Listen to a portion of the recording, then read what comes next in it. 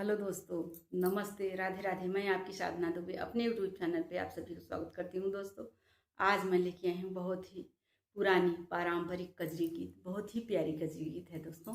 सावन आ गया है तो आप लोग खूब कजरी सुनिए, खूब आशीर्वाद दीजिए। तो आइए देर न करते हुए वीडियो को आगे बढ़ाते हैं। सखी हो लागल सावन महीनवा, सखी हो लागल सावन महीनवा, चल चली झूले झूलनवाना। सखी हो लागल सावन महीनवा, चल चली झूले झूलनवाना।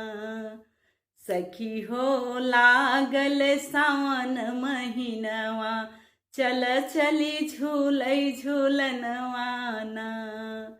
झूलब झूलनवा खेलब कजरिया, झूलब झूलनवा खेलब कजरिया, झूलब झूलनवा खेलब कजरिया। पहिर के हरी हरी सड़िया ना, पहिर के हरी हरी सड़िया ना। सखी हो आयल सावन महीनवा, चल चली झूले झूलनवाना। सखी हो लागल सावन महीनवा, चल चली झूले झूलनवाना। झूलब झूलनवा खेलब कजरिया, झूलब झूलनवा खेलब कजरिया। पहिर के हरी हरी चूड़िया ना, पहिर के हरी हरी चूड़िया ना। सखी हो लागल सावन महीनवा, सखी हो लागल सावन महीनवा, चल चली झूले झूलनवाना। झूलब झूलनवा खेलब कजरिया, झूलब झूलनवा खेलब कजरिया।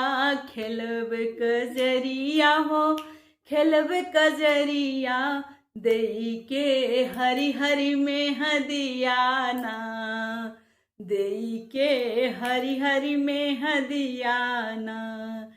सखी हो लागल सावन महीनवा, चल चली झूले झूलनवाना। सखी हो लागल सावन महीनवा, सखी हो लागल सावन महीनवा, चल चली झूले झूलनवाना। चल चली झूले झूलनवाना। सखी हो लागल सावन महीनवा, चल चली झूले झूलनवाना। झूलब झूलनवा खेलब कजरिया, झूलब झूलनवा खेलब कजरिया। पहिर के हरी हरी चूड़िया ना, पहिर के हरी हरी चूड़िया ना। सखी हो लागल सावन महीनवा, चल चली झूले झूलनवाना। झूलब झूलनवा खेलब कजरिया, झूलब झूलनवा खेलब कजरिया। पहिर के हरी हरी सड़िया ना, पहिर के हरी हरी सड़िया ना। सखी हो लागल सावन महीनवा, चल चली झूले झूलनवाना।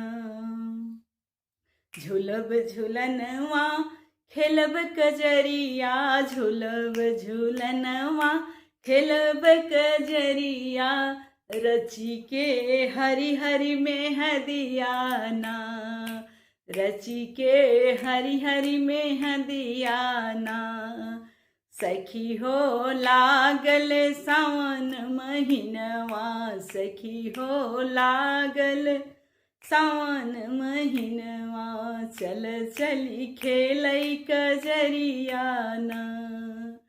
खेलब कचरिया झूलब झूलनवा, खेलब कचरिया झूलब झूलनवा, आई गवा सावन महीनवाना।